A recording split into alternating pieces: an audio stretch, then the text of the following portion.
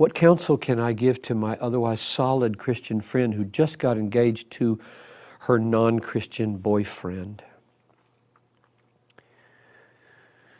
You make sure that she knows the text, the key text. There's more than one, but the key text in 1 Corinthians 7, I think it's verse 39, where it says, let them marry only in the Lord. That little phrase, only in the Lord, is added to an otherwise innocent marriage to say, don't go outside the Lord to marry. And so make sure she knows that that's there so that she's dealing with truth. Then you got to deal with, well, how does she respond to it? If she says, I don't care, then you got one thing to deal with. If she says, I don't think it means that, then you got another thing to deal with. And if she says, I think I should do this one sin and God will forgive me, then you got another thing to deal with.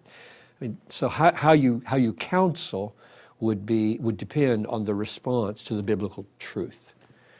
And so I think in general I would say take her, or it could be him as well, but this is her, take her to the text to show her that, encourage her that the right understanding of that is that Christians should only marry Christians.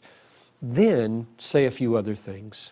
Number one, God only tells us to do things that are good for us. I know it feels to you like if you say no to this guy, you'll never get anybody. And that feels like a condemnation, a damnation, a ruination of my life. It isn't. It isn't.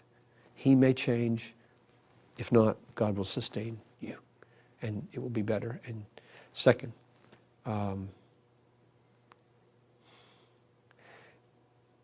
how can you be intimately, psychologically, spiritually, physically, intimately involved with a man who does not say Jesus is Lord, who doesn't love your Savior, who doesn't... See, what's at root here is she's loving this man more than she's loving Jesus. Because if she really loved Jesus and he were satisfying to her and her best friend and walked with her and talked with her and sustained her and she loved Christ, the fact that he didn't, he says, I don't want anything to do with him. He's not my Lord. He's not my Savior. I think that's mythological or foolish. The emotional of what is she saying by saying, I delight in him, when the essence of him is anti-Jesus. That's who he is. He's anti-Jesus. Women or men who go that direction show that their capacities for loving Christ have shrunk down, and they're not feeling or thinking straight about loving Christ. What does it mean to know him, love him, walk with him, cherish him, be satisfied in him, treasure him?